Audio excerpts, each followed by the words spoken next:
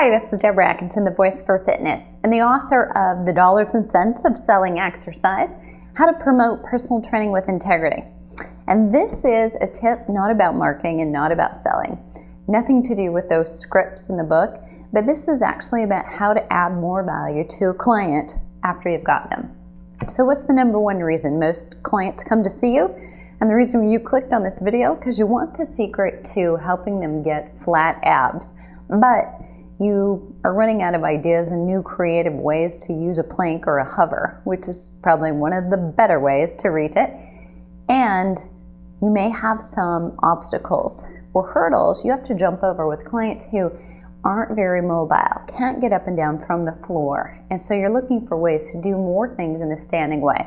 So I'm going to show you one solution to that problem and one little known fact about core. So when we talk core, really we're talking anything from the shoulders or the neck down to your knees, excluding your arms or your limbs. So the idea is that all of that integrates well together, but when you have an isolated muscle that is lazy or weak or non-committal to the exercise, you got to call that guy to the party.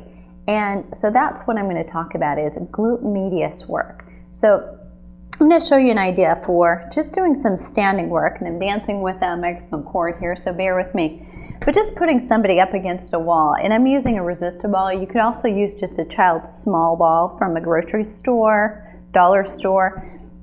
Something with a little give is actually better, so a medicine ball would not be the thing to use for this particular exercise. But I'm going to have you place that about midway at the hip, and it doesn't necessarily look like midway with a big ball. And then you're going to stay as upright as you can. So if you're looking at their ASIS, you want to make sure that hips stay level, that they don't sink into one and get sloppy, but they actually lift the rib cage up, stand tall, tuck the chin slightly, and then as if they were opening a gate from their hip, just pressing toward the wall.